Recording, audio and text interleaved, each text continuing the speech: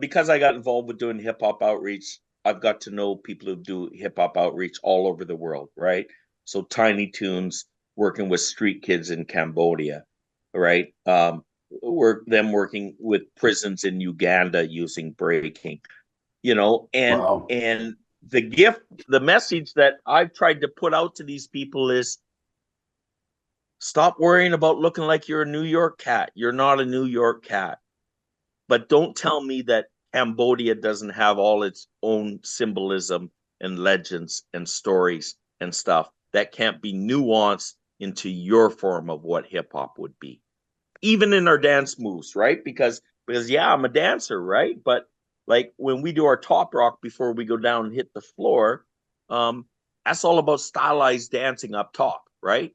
And it's supposed to represent either like culturally where you're from or personally, right? So I dance a lot with a bowler hat. So I do like hat tricks and comedic stuff, and I'll stop and I'll look at somebody in the cipher and I'll smile and I'll wink and I'll draw people in with my personality. But in the same vein, if you're from I don't know, let's say you're from Japan and you're a b-boy and then you're doing your tops and then all of a sudden you stop and you look at the guy and then you just do a sumo wrestler stomp. You know what I mean? Right. It sends a message, right? Absolutely. Yeah. And you can incorporate this stuff in. And that's why I've never been one of them rigid OGs who's kind of like, no, this is the foundation. It's got to look like this. I understand foundation in terms of movement. This is just to kind of give people the ingredients to get started. Mhm. But then when you level up with it, it's reaching into your own personality, your own stuff, and your own cultural history and storytelling.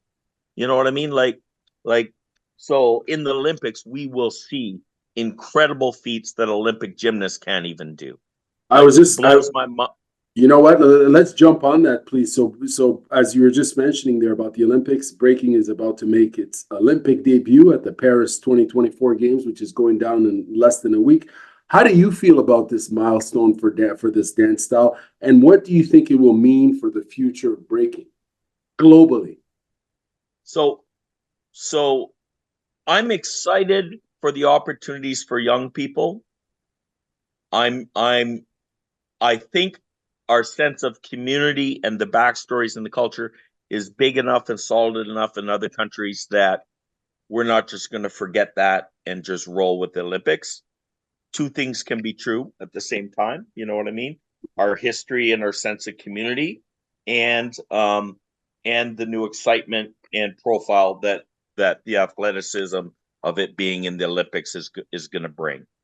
Um, but sorry about that annoying phone. No It'll go worries. away in a second.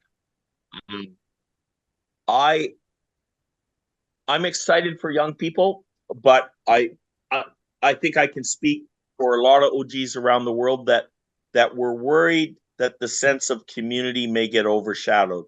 Already, 20 years ago, crews existed way more than they do now. In the Olympics, it's solo battles, Right. individuals, Right. right? Yeah. It's not the crews.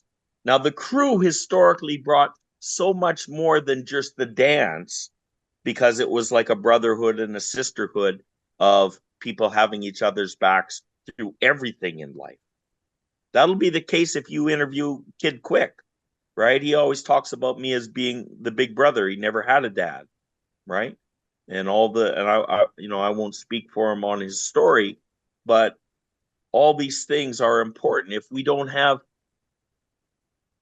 fathers and big brothers in our lives, isn't it great that something like a crew can fill some of these voids in a positive way? You know what I mean? Absolutely, But and people find that sense of belonging in those communities, right? If it's a sports club, yeah, if it's a dance, if it's a crew in terms of and you people. know that people are there for you outside of just the crew. So, your girlfriend kicked you out of the apartment, you got no place to stay, you're staying on one of your crew's couches. Mhm. You know what I mean? It's the sense that people have your back.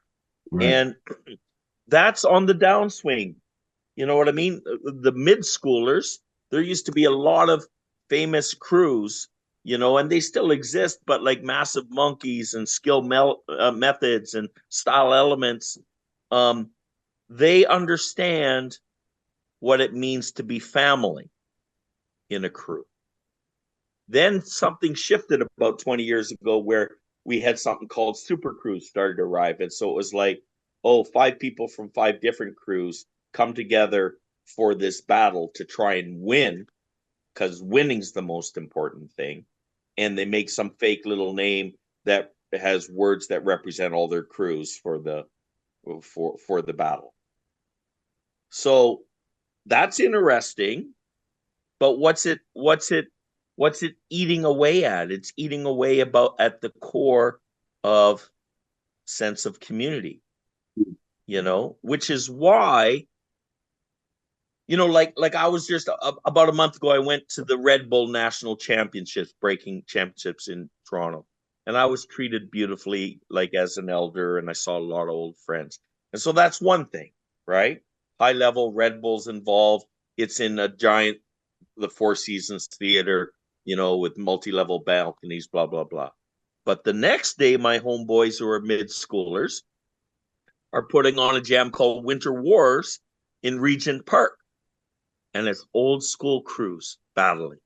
You know what I mean? And it's that hungry energy. And you were there.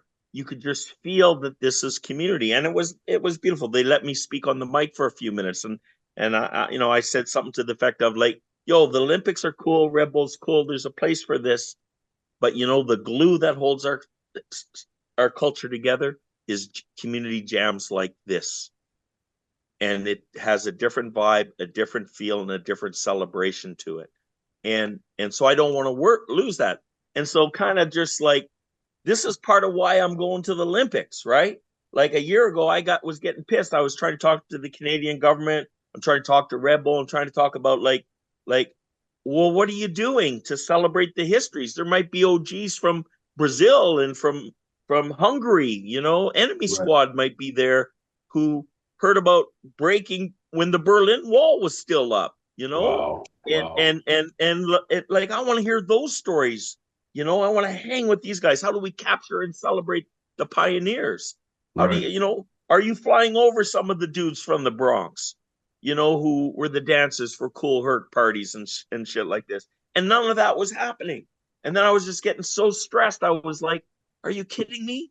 Because usually, because I was talking to my friends who were some of those pioneers, and they were originally promised that by the Olympics. And then the Olympics ghosted on all that.